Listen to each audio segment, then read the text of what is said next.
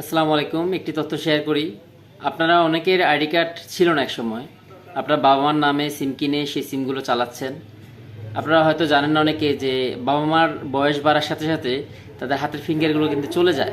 তো এই ফিঙ্গার চলে গেলে কিন্তু আর সিমটা হারানো গেলে আর উঠে দিয়ে অনেকে উঠাতে পারেন না।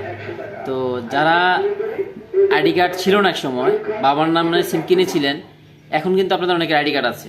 তো আপনারা চাইলে কিন্তু বাবা মার নামের যে সিম কার্ডটা ছিল সেটা আপনাদের নামে নিয়ে আসতে পারেন।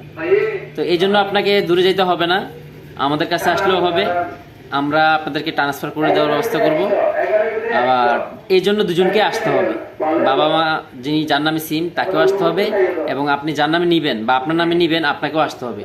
এবং উভয়কে আইডি কার্ড নিয়ে আসতে হবে, আর সিম কার্ডটা না আনলেও চলবে, তাহলে আপনি ট্রান্সফার করে নিয়ে নিতে পারবেন। আর অনেকের হয়তো বা বাবা মা অনেক বয়স্ক, আসতে সমস্যা। আর আমার দোকানের আশেপাশে যারা আছেন, কাছাকাছি আছেন, আমাকে বলবেন, আমি বাসায় গিয়ে হলো এটা করে দিব, আপনাদেরকে এই ট্রান্সফারটা করে দিব। আর যদি বাবা মা সত্যি বয়স্ক হয় বা আসতে না পারে, অসুস্থ হয়, তাহলে। আর অনেকে হয়তো বা সিম কার্ড উঠাইতে পারতেছেন না, বাবা মা অসুস্থ বাসায়, ওনাদেরকে আনতে পারতেছেন না, সেটাও আমাদেরকে জানাবেন। আপনার হারানো সিম কার্ডটাও আমরা উঠাই দিব, সমস্যা নাই। সবাই ভালো থাকবেন। আল্লাহ হাফেজ।